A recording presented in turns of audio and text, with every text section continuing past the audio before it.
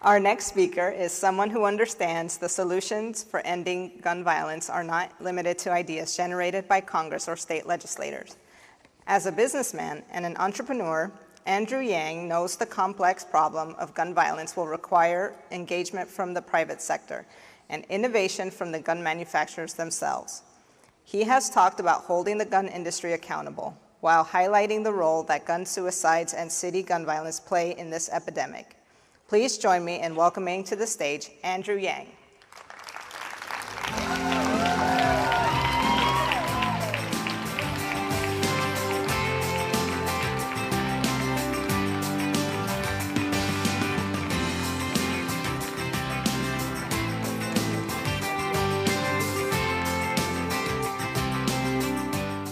Thank you so much for being here. My question to you is, if elected President of the United States, how will you prioritize gun safety in your administration?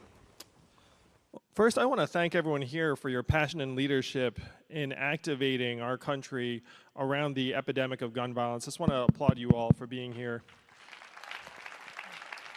I'm a parent myself. I've got 2 young boys who are 6 and 3, and I cannot imagine coming of age in an era where school shootings are so commonplace that students are doing active shooter drills in their schools. And my goal is to see to it, my boys are too young right now to understand what's going on in our country, and I want to see to it that hopefully by the time they arrive in school, that we don't have a need for these drills anymore. And you're all making that happen. I just can't thank you enough. As president, I would prioritize attacking gun violence on many, many fronts, because we have to know this is a very multifaceted problem. I believe I'm candidate number 17 on this stage today. And I have a feeling you've heard a lot of the same things from each of us. And it's because we're aligned. We're Democrats, we agree, we have to get these laws passed, we have to beat the NRA's lobbying, we have to really activate the will of the American people because the vast majority of us agree on these issues. So I'm going to talk about some of the things that I would emphasize that are a little bit different than the other candidates, so those are the core things we need to get done. So a couple of things. I'm a numbers guy. 3% of Americans own 50% of the guns in this country. So if you do the numbers on that, that means each of those individual Americans owns dozens of guns. The gun ownership is very much concentrated in the hands of a certain number of people.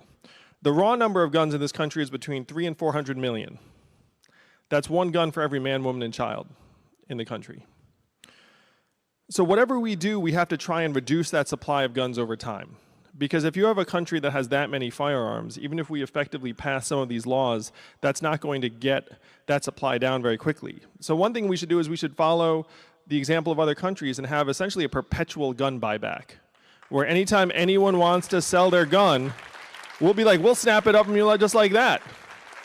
And we should have a $1 billion fund just letting people know, like, look, anytime you get tired of the guns, you can even trade in the old one you don't like as much anymore.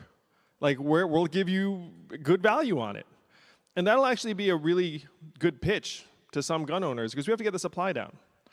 The second thing is we can work with the gun manufacturers to try and make the guns safer. And the thing that makes me so upset is that whenever, I mean, there's so many things about this that are incredibly upsetting to all of us, but when there's a shooting in this country, did you know the stocks of gun manufacturers actually go up?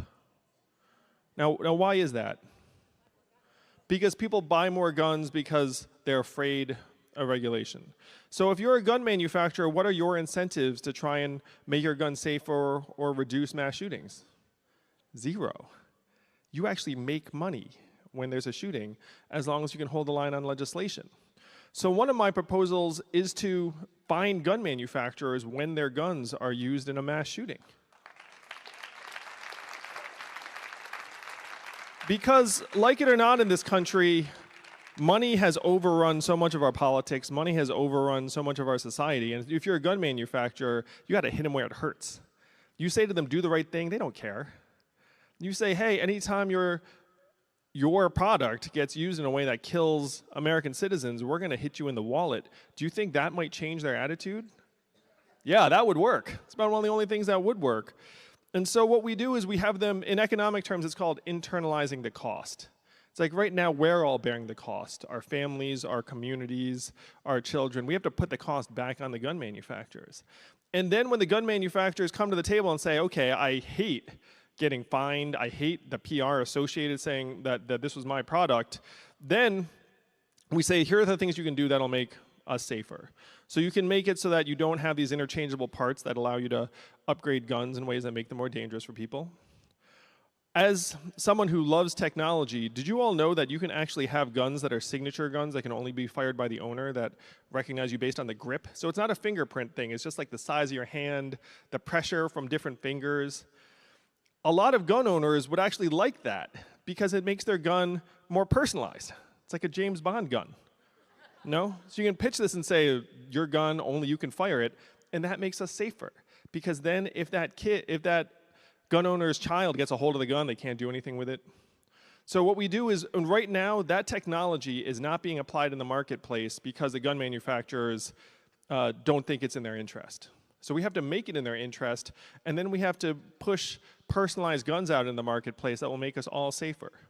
So here are a couple of the things that I think I'm proposing that are a little bit different. On the lobbying side, again, money has overtaken our society. So how are we going to make it so that the NRA lobby loses to the people? You all have been passionate and volunteering for years, and we still have not gotten this done. And it's not because of a lack of passion or activism on your part, clearly. It's because, again, our government's held captive by the money. So the solution is to put 100 democracy dollars in the hands of every American that enable us to just have $100 a year that only we can give to our candidates. This would wash out the lobbyist cash by a factor of 8 to 1. So then if you're a legislator and you do something that makes us happy, we give you $100, that's like, over time it's millions of dollars, and then the gun lobbyist says, hey, I've got 100,000 for you. They'll be like, I don't care about your 100,000. I'm getting millions from the people of the United States. So here are some of the big moves that we have to make to try and make ourselves safer. I'm aligned with the Democrats on all of the things we have to do, but we have to do more than that. And the final thing I'll say before I start taking questions, over 96% of these shooters are men. We know this. There's a collapse in masculinity in this country, and we have to do what we can to try and avert that collapse because it's one of the major contributing factors to our being less safe. So thank you all for your passionate leadership. I'm looking forward to spending more time with you. Thank you so much. Thank you so much. Our first question is from Stephanie, and she is a gun violence survivor in Las Vegas. Stephanie? My beautiful 4-year-old daughter, Dayla, was struck by a stray bullet March 2011. My son, my daughter's twin brother, witnessed what happened that day. She died 2 days later. Firearms are the second leading cause of death for children and teenagers in the U.S., but 4.6 million American children live in homes with at least one gun that is loaded and unlocked, and hundreds of them gain access to a gun and unintentionally shoot themselves or someone else every year. As president, how would you address unintentional shootings by children? Thank you for that. Can I give you a hug? Is that be appropriate?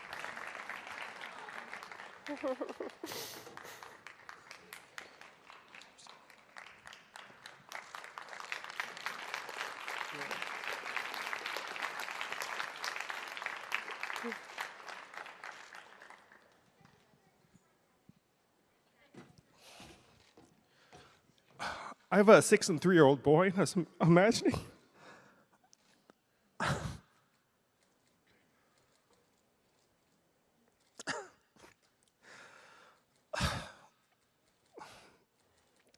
I was imagining it was one of them that got shot, and the other saw it.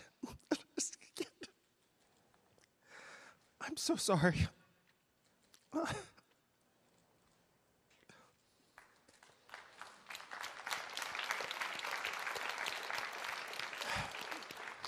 The biggest downside of running for president for me has been that I don't get to see my family very much.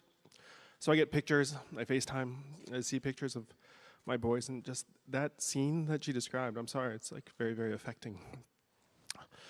You're right that when there's a gun in the household, you're more likely to have a child get shot or the owner get shot than to kill, let's say, an intruder into the house. Those are just numbers. Those are just the facts.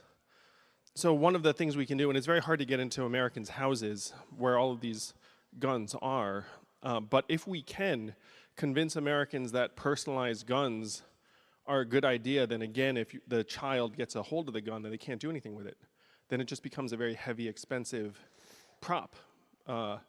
And that's something that we can push. One of my proposals is to actually help gun owners upgrade their guns to personalized guns free of charge. Because if we can do that, then again, if you're a gun owner, and gun owners are parents, gun owners understand that, and some of them are concerned. So if you say, hey, we'll upgrade your guns for free, when we can do that, like you can upgrade the guns for free, and that would help make kids safer in our homes. I'm so sorry you had to, and that story should not be possible. I'm so sorry.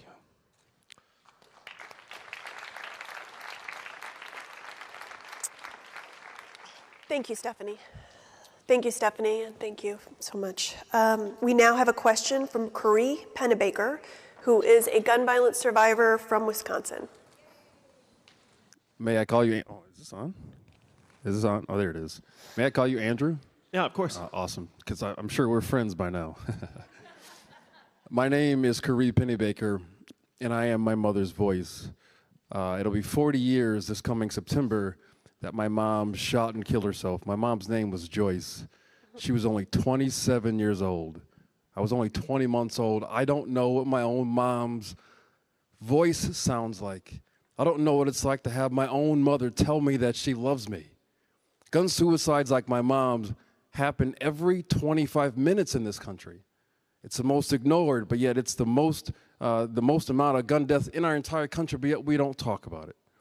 But since you're a numbers guy, this is something that I'm sure that you're going to know. I think you've already talked about it, that we know that access to a firearm increases the risk of suicide by 3 times. And you know who else that knows that? The entire gun lobby knows. They simply don't care.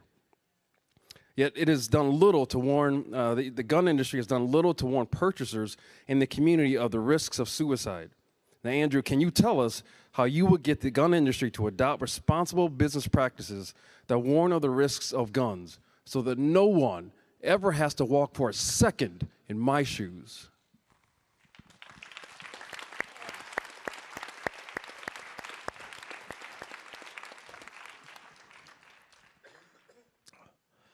Your numbers are spot on, where if you have a gun in the house, then the odds of self-inflicted gunshot and suicide shoot way, way up. And the odds of that happening also are much, much higher again than the gun being used to protect the household. So the gun manufacturers obviously know this. And what's interesting is many gun owners actually know this too, because many of them have had friends and acquaintances who have committed suicide using a gun. And it's actually one of the more, it's disastrous, but it's not, your story, as you know, is not just you, and that it's happening around the country. So hand in hand with this is that we have a mental health crisis in this country. We all get depressed. The question is, when you get depressed, do you have a gun in the house that enables you to do something irreversible and catastrophic that you would regret immediately, the next minute, the next moment? If there was, like, this may betray some darkness inside of me or something, but like if you had like a self-destruct button on your body and you just hit it and then you immediately like disappeared, like I have a feeling like a lot of us would have hit it at some point in our lives, you know what I mean? You know what I mean? It's like you just be like, and I can disappear now, and then just hit that. It's like, and so the problem is that these guns actually empower those dark thoughts or feelings in us that often pass, but in the moment they can become, so overwhelmingly powerful.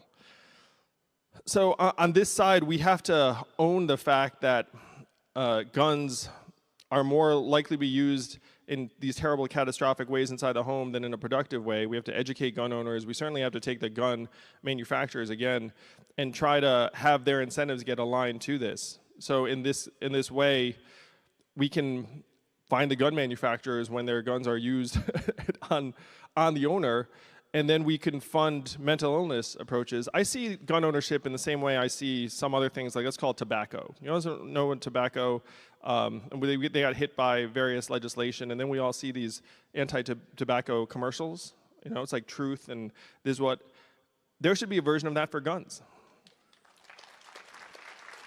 And so this way we can elevate awareness around the dangers that guns pose to their owners, and educate the public and hopefully empower more people to avoid those catastrophic, irreversible moments.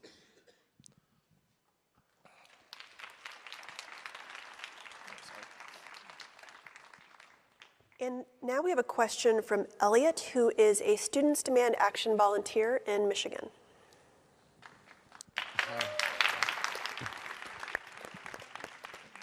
So I'm a volunteer with Students Demand Action in Michigan and on the advisory board, and we've heard you talk a lot today and throughout your campaign about technology and the future that we have in technology and how it can change our culture. But what I'm worried about is the future of technology and gun safety. And we talked about good things today, like the personalized guns where it's got your fingerprint or whatever on it. But there's also people who can go on the internet and find a gun seller and buy it without a background check. And there's people who can 3D print illegal gun blueprints in their basement.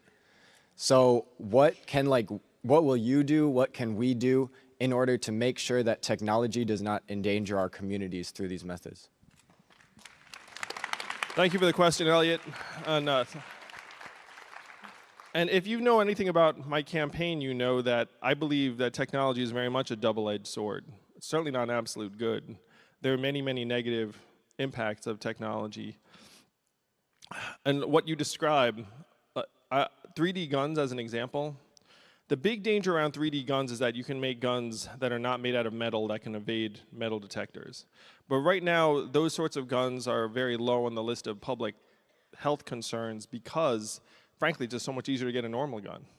You know what I mean? It's like why would I need to print a gun if I can just go to Walmart and buy these guns? And the 3D printed guns tend to be less destructive in terms of firing capacity and rounds. They tend to be more of they're not automatic weapons for the most part. Let's put it that way. In terms of using technology to procure weapons illegally, I couldn't agree more. It's a massive problem. And it's one of the big frustrations I have around the conversation we have on gun control is that even if we were to pass some of these common sense laws, my great concern is that it wouldn't meaningfully affect the supply of guns in the country, and it wouldn't meaningfully affect access if someone wanted to go on the black market on the internet and find a gun. So we have to know that these rules are not going to be a cure-all, and then we have to penalize. If you sell a gun illegally to someone in this country and it ends up getting used, we should be coming down on you like a ton of bricks. I would certainly have my Department of Justice and FBI be curbing illegal gun sales on the internet if we can get our arms around the legal supply. Because right now the legal supply is much more likely to get a gun into someone's hands right now. Again, the black market isn't as necessary if you can walk into a Walmart right now and buy a gun in many instances. But you're 100% right, technology is going to cut both ways.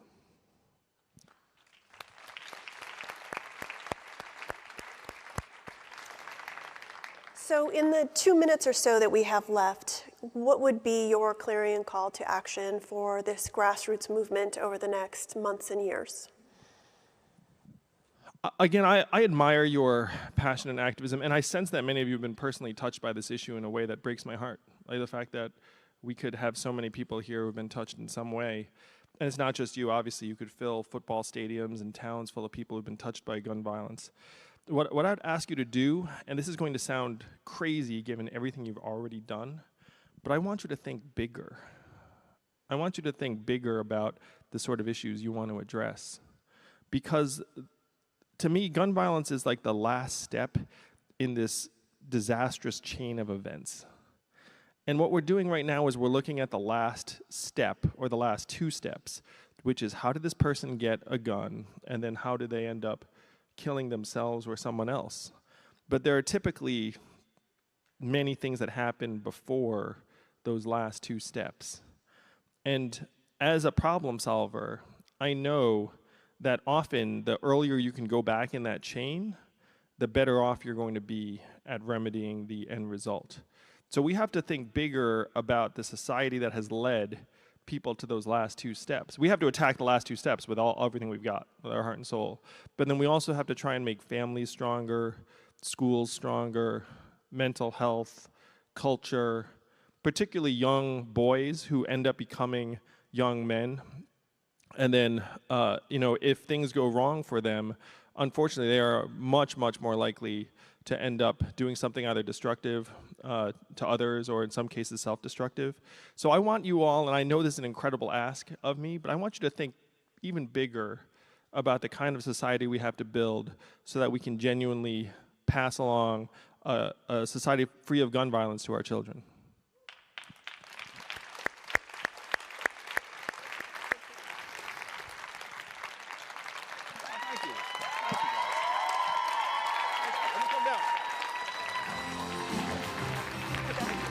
All right, so I'm going to do the intro to Brenda now. Okay, you're going to go off now? I thought I was supposed to walk off with it.